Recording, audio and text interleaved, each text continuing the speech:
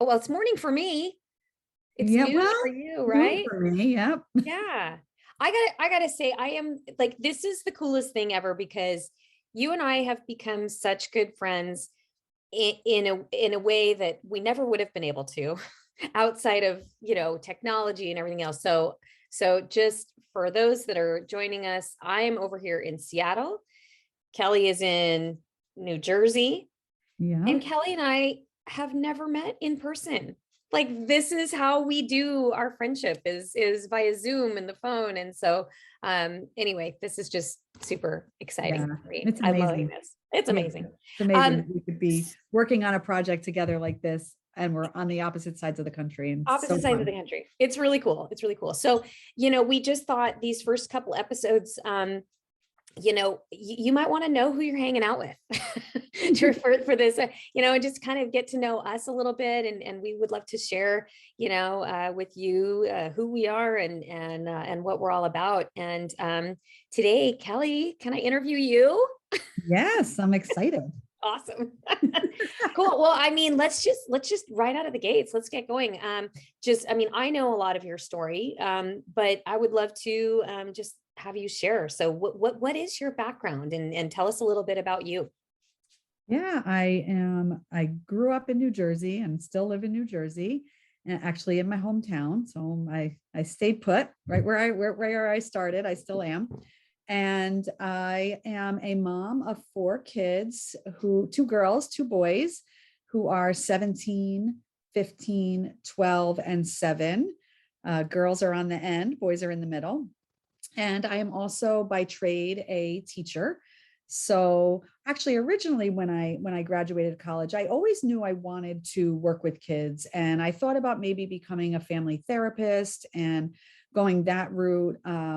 What I went for college, I went for child development and family studies, thinking I was going to go back and get my master's. I originally started my career as a child life specialist. And for those of you who don't know what that is, I worked in a pediatric hospital using techniques to teach the kids about the procedures that they were going to have. I did a lot of relaxation with them and distraction during painful procedures or during long hospital stays. We had a playroom area. And so we sort of tried to keep the kids busy and distracted and relaxed during their stay at the hospital. And we also supported the parents and the siblings for those children who were chronically ill. So I really loved that and working in that capacity with children and their families as a whole. But then it just, as I became ready to be a mom myself, it just got really hard for me to stay in that environment. It was very emotional. I got very Yeah. attached to the Yeah. patients. And so I just had to take a step back from that. And I decided to become a classroom teacher. And So what grade did you teach? so I started out teaching third grade was my first entry in, but I had always worked with kids even when I was younger. I started babysitting when I was like 12. All through college, I worked and high school. I worked in a daycare center, so I worked with the little ones, and I always loved the little, the toddlers, and even the infant room. I loved. So yeah, I've always been that person who just loved to be with kids. So I taught in the classroom for a little bit, and then I became a mom and decided that I was going to stay home and be with my children. And so I was a stay-at-home mom, and I did that for several years. And then when my third child was born, well, he was about 15 months old, I decided that I needed a little bit of income and I wanted to do a little bit something again. So I decided to open my own in-home daycare. And so I did that for That's several a big, years. that's a big step. Yes, it was a little crazy some days. I would have, my two older ones going off to school. And then I had my younger son, who was at the time like 15 to 18 months old. And then sometimes I had up to 4 or 5 little itty bitty kids Wow. in my home throughout the day. And so I would do a lot of little circle times with them and do a lot of movement and singing and and crafts and all those things, because I really loved that. And so I was missing that creativity, just being home with my own kids. And I would do that with my own kids, but So you were still able to be kind of a teacher in that capacity a little bit. absolutely. Yeah. Yes. We were always, I was always going to the teacher store and buying stuff to work on little things with them. We should have So stock in the craft stores, right? totally. Totally. I love crafting. Yes, I'm sure most teachers can relate to what we're saying, Yeah. especially early childhood teachers. So I did that for a couple of years. And then when my fourth child was about 2.5, I decided that I was going to go back into the classroom, but at the preschool level. And so I did that, and I just worked part-time. I worked a couple mornings a week, working with 3-year-olds, and I absolutely loved it. My oldest daughter at this point was starting middle school, and That can be a challenging yes, time. so it was sort of lots of changes for us. There was a challenging time for her, a challenging time for really the whole family in general, just with me for the first time working outside of the house, even though it was only 3 mornings a week, just that transition of having to, mom was not there, for every second, of the day. And so we have great support and extended family that's all close by. So it was great, but it was definitely a transition time. And it's not long after that transition period where I started to find out about yoga and mindfulness. And I don't know if you want me to get into Yeah, that yeah, yet, or- that was actually my next question. So, I mean, because you and I have a similar, background with early childhood education, and so yeah, so that was my next question: is how, where does yoga fit in? Where did that kind of come into your life? Yes. So I started, like I said, back in the classroom. Um, I found that, that there was lots of challenges, especially with that age group of 3-year-olds. This is their Oh yeah. first time in the school setting for most of them. Lots of difficulty separating from the parents and all of that. And I also experienced a lot of that with my own kids. Most of my kids have a little bit of an anxious um, tendencies to them, as did I growing up. And which for me, I always find that I think because I was such an anxious child and I needed support in a way that I really didn't find it. I think that's why I was always so called to work with young children, because I sort of like, there was a piece missing for me, even though I had amazing parents and Sure. support and amazing teachers. But back when I was a kid, nobody really talked about anxiety Oh. and that whole piece. So I think that's why I originally wanted to go for marriage and family therapy, because that was something that I probably needed as a child that I didn't get. So I was seeing that in the classroom. I saw that with my kids at home. And then as I said, my oldest daughter, she was 12 at the time. She had just started middle school, and it was really a tough transition for her. Our middle school starts isn't for 7th and 8th grade. And it's has 4 sending districts that come together for 7th grade. So it's a regional school, but not until they get to 7th grade. So she's coming to a brand new school with kids from 3 different towns that she hadn't met before. She was already had anxious tendencies as it was, and she just was completely overwhelmed. And then on top of it, I started working outside the home. So it was almost like a perfect storm. Let me ask you this, because you talk about anxiety with your kids, like how, and I'm sure with every child, it's expressed a little bit differently. So what were some things that you were seeing? Was it behavior stuff or stuff at home, or what were you seeing in your kids that Yes, a little yeah. bit different for each of them. With my oldest daughter and my second son, they had tough times separating from me. So going to preschool was hard for them. My older daughter struggled always going to school, like all the way up through middle school. She cried most mornings. She just had a really tough time transitioning away from the house. So that was like her biggest struggle. And also lots of questions, lots of worries repeatedly asking me, over and over about things that she would worry about. At the time, I didn't, she was little. I'm talking when she was like 4 and 5. She would worry about dying. We lost my grandfather at that time. And so for many years, she kind of would ask me every day, what is heaven like? How will we find each other in heaven? Oh, When are you going to go to heaven? Are you going to go before me? Am I going to go before you?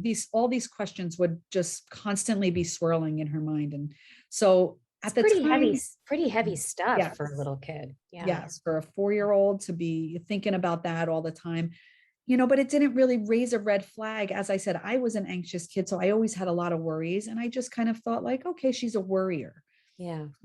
and so that sort of kept growing though. And the older she got, the bigger the worries got. And then it started to affect her as far as not wanting to go to school because she was so anxious during the day. And that's when she really started having full-blown panic attacks when she was 12. Wow. So that was a challenge. We were getting calls from the school every day to go pick her up because she just couldn't make it through the school day. So I was new to my teaching position and I was having to leave work and go to the school and pick her up. And it was just a really, really challenging time. Eventually, she almost basically stopped going to school altogether. We could not get her out the door to school without her going into a full-blown panic attack. So we got her into therapy pretty quickly. That would be her second actually round in therapy. When she was around 8 or 9, she went to a small stint of going to therapy as well for the same kind of thing. Lots of anxieties. Yeah. So we got her back into therapy, and her therapist recommended that she try to go, we find a yoga class for her, because we were trying to do some breathing and some meditation, but she was so resistant in the very beginning because she just felt like nothing was going to work. She was never going to feel better. She just felt so awful and so anxious all the time that she just felt it was out of her control completely.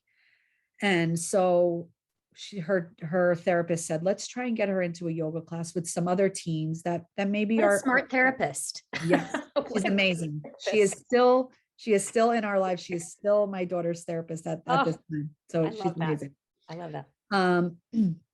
And so she said, maybe get her around some other teens that are going to try to use these tools as well. And she can, maybe she'll open up to that idea. So we did, and we found a yoga class happening at the same place that she used to take gymnastics at, which was great because she felt comfortable there. And she absolutely fell in love with it.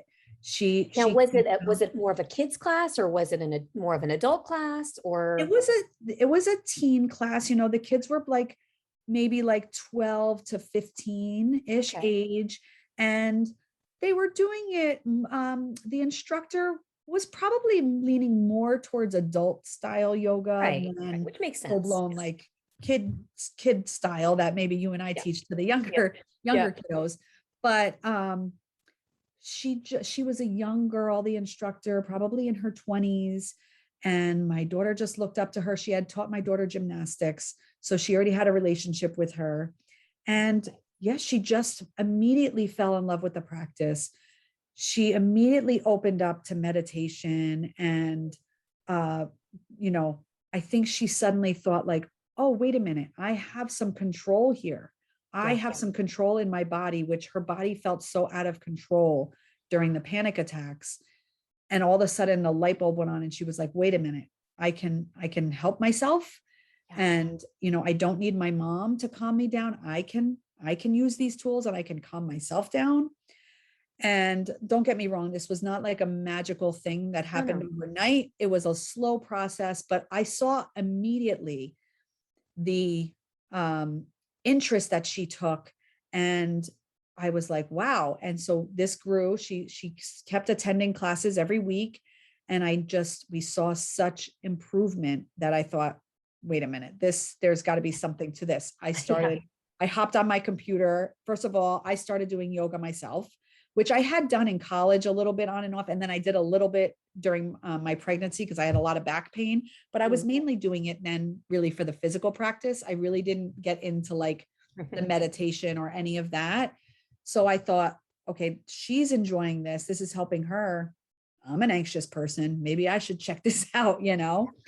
And at that time, you know, I had never really explored my own anxiety. And I was suffering from migraines and had my own stuff going on.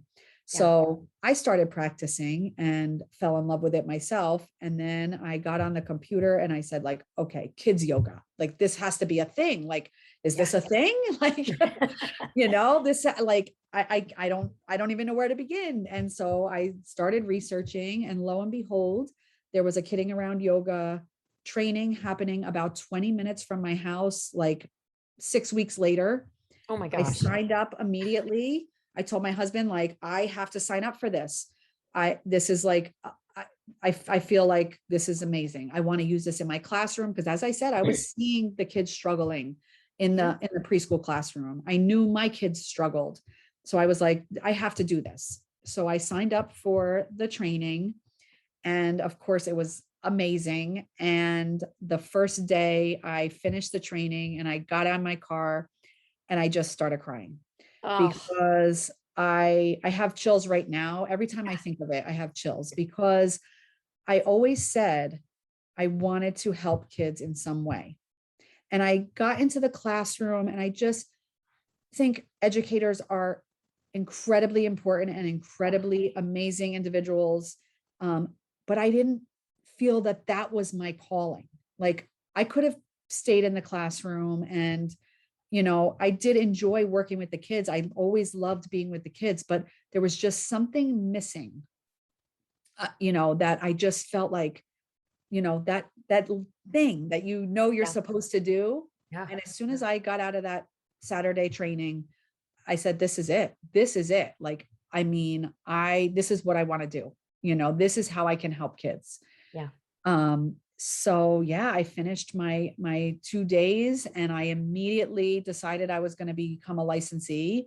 I immediately got going on that. And I started an after school class in my children's school that filled up immediately and kids loved it. And I was getting such great feedback and my business started to grow. And I just, like, parents were emailing me saying the kids were loving the classes. I was getting, you know, responses of like people telling me their kids were anxious. People were coming out of the woodwork saying they were dealing with some of the same things that I was going through in my house. And so I knew the need was there for this. Doesn't it make you wonder, because you see the how this affects the kids and how much they gravitate to it and the response that you get from parents. And doesn't it make you wonder, like, what if you had it, right? Like, Oh, I think about it all the time. What if we all had this as part of our schooling, as part of our life growing up? I mean, yeah, you hit the nail on the head, because that's why I have this mission, because I say all the time, if I had this in school when I was a kid, I mean, so much struggle could have been avoided for me. So much, you know, I had severe social anxiety as a child and struggled so much to participate in activities that I know I would have loved, but just couldn't because of the anxiety. Struggled so much in participating in school and all of that. I just think it could have gone so many other ways for me. But what I always think back to is, if I hadn't gone through that struggle, maybe I wouldn't have had this drive to do the work I'm doing now. It has led me to be where I want to be, but I want to now make it that yoga and mindfulness is so accessible to every child that they don't have to have those same struggles that I did. Right. 100%. Oh, wow. So then so you started just teaching in your community, and then obviously I know you're now positioned with Kidding Around Yoga. So talk a little bit about, you know, sort of your transition or growth within the company. Yes. So I started out, as I said, I became a licensee right away. I was loving that. And I just had that bug. I kept thinking to myself, I want to get to more kids. I want to get to more families. How could I get to more? How could my reach grow? And so I just thought, I want to become a trainer because that's how my reach can grow. I can only teach so many kids myself, but if I can train other teachers to teach the kids, then they can get out into the communities and be teaching. And so the reach would be so much further. So I decided that that's what I wanted to do. So I went back for my 200-hour training and started working on the process of becoming a trainer. And then along in that process, Kidding Around Yoga was starting the program Educate, which was professional development workshops in the school system. And being from the school system myself and an educator, I just was like super excited about this because I was like, this is what teachers need. This is what students need. And what a better way to reach children than to go to schools where they are. You know, as I just said before, I wish I had it in school when I was a kid because it would have been so helpful. So I then became what we call an educator or what's Educator, I think. why is the word not coming out of my mouth right now? And yeah, an educator. Educator, Yeah. K-A-Y. K-A-Y. For those that are not familiar with Kidding Around Yes. Yoga, we often refer to our company as K, Kidding Around Yoga. That's the acronym. And Yeah. so the workshop Kelly mentioned, Educate, is Edukay, Educate. Yes. So that's So yes. Yes. So I became an educator, which is a trainer that goes out and does the professional development workshops in school systems for the teachers and administrators. And so then that began to grow, and I was getting out there in schools.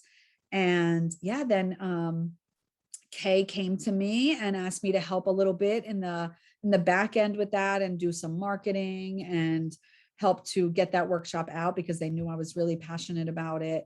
So I started working a little bit on the back end and doing some marketing and everything. And that was growing. And then COVID hit and we had to COVID. We had to revamp a little bit, but which actually became really exciting because then we were able to, this was originally an in-person only workshop. Mm-hmm. And so we were able to rethink that a little bit and make a virtual option. And then eventually we all worked together to make a self-paced option. So many more options now for educators to take this workshop.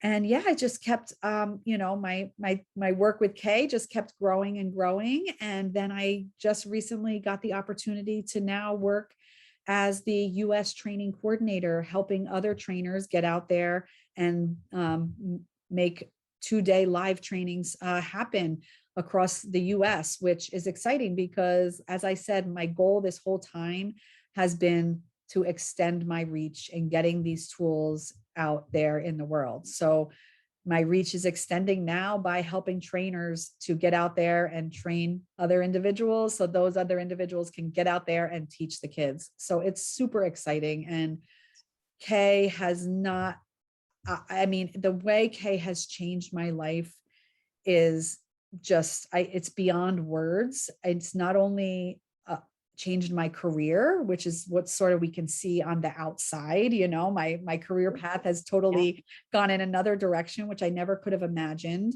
But it changed the way I show up for parenting with my own kids.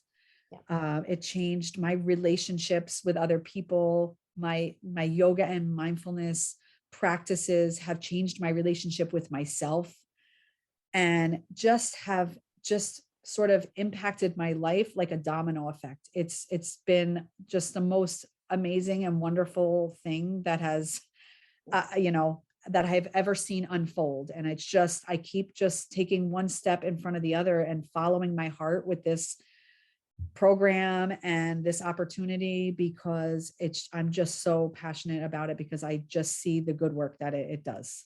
Yeah.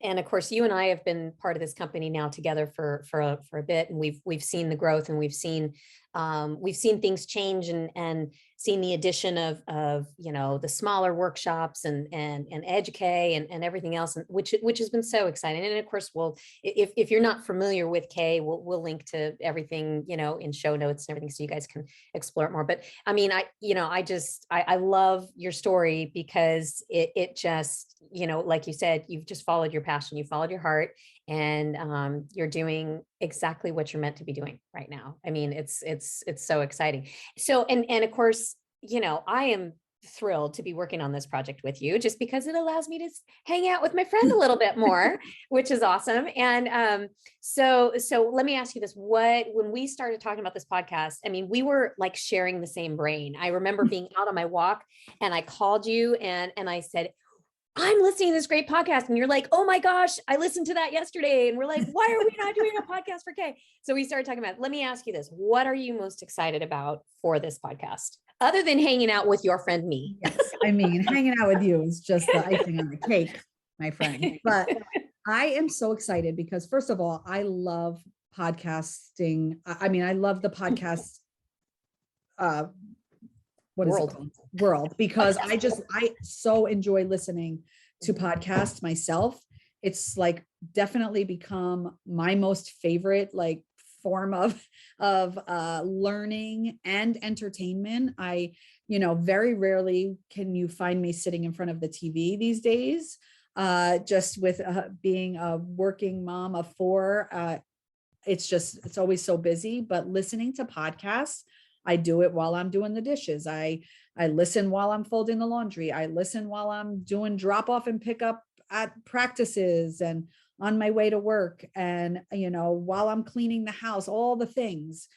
I think there is such a great reach, because it's so accessible to so many people. You could just pop those headphones in. Now we have our phones. Stick your phone in your pocket, pop your headphones in, go for a walk, take a jog, go for a bike ride, whatever. And you're listening. And I'm a like forever learner. My husband laughs at me, because he's just says like, I'm going to be just forever like buying courses and books. And, I love learning. And so that I find my learning time in podcasts. So that brings me to the K podcast. There are so many amazing tools that I want to share with the world, so that parents and teachers can bring these tools to the kids. And to me, podcasting is like an amazing opportunity and way to do that, because so many people can just listen and I'm just excited to share all the tools that I've found so helpful in my life with everybody out there. Yeah, 100%. No, I feel the exact same way. And this is great. So, and obviously people are going to have, the opportunity to listen, and if they're listening, that's great. Or they can watch this when we put the recordings up on YouTube, and they can see what's going on in our house. I mean, we're currently in the fall, which is why I have like a crazy spider hanging from my ceiling and like skeletons on my mantle. Like it's October, we're hanging out. You're going to see me with my cup of coffee, every time we record. So, and I'll have probably a different mug every time. So anyway, lots of ways that people will be able to hang out and with us and just find out more of this great information. So I'm so excited, my friend, to be working with you. And thank you so much for sharing your story. And I feel like every time I talk to you about your story, I hear one more little thing. I'm like, oh, I didn't realize that. So it's pretty thank cool. you for giving me the chance to share it. I love sharing it, because it's so personal to me, but it's so exciting to me for other people to be able to listen to my story, because I hope that there's one little piece that everybody can identify with, and that can help somebody. I think when we share our own stories, other people find some kind of thing that they might need to hear that day. Yeah, for sure. 100%. Well, that's awesome. So Kelly, I'm excited for this. We're going to have a great time. And, I'm hoping to, on our next episode, I'll share maybe a little bit about my story. And then moving forward, we've just got so many things that we're looking forward to sharing with people who are listening or watching. So Yeah. Yeah. I'm pretty excited to excited hear for your that. story in the next episode and ask you all the things. All the things. And yeah, we have so many great episodes planned. So stay tuned, everybody, because it's going to be lots of fun and lots of learning too while we're at it. Absolutely. All right, cool. Well, thanks everybody. Thanks, Kelly. Have a great day, everybody. Begins with